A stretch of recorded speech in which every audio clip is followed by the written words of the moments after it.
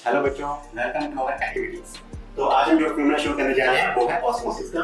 तो मेरे पास एक पोटैटो है जिसको मैंने पील ऑफ किया है और दोनों तरफ से फ्लैट कट किया है।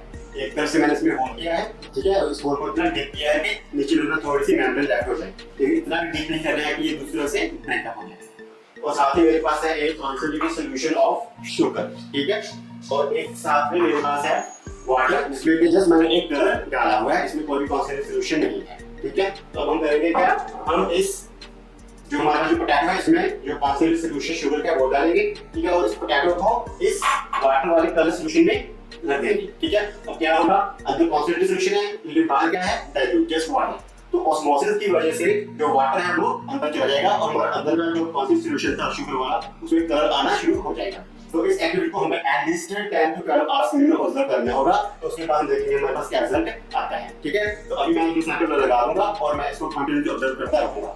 अभी हमने अपना सारा सेटअप लगा दिया है और हम इसको ऑब्जर्व करेंगे एटलीस्ट 18 to 24 आवर्स। तो इसमें होगा क्या, जो ब्लू कलर है बाहर बाउल में वो पोटैटो के अंदर अपीयर होना चाहिए। तो अभी हम मिलेंगे आफ्टर 8 to 24 आवर्स।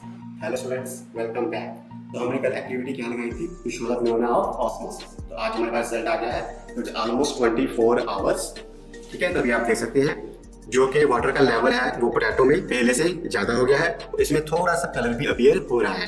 तो ये क्यों हुआ, it is the phenomena of osmosis. तो ऑस्मोसिस की वजह से वाटर है वो बाउल से पोटैटो के अंदर चला गया और जो कलर है वो भी उसके साथ थोड़ा सा अंदर आ गया। तो यही हम शो करना चाहते थे, फिनोमेना ऑफ ऑस्मोसिस।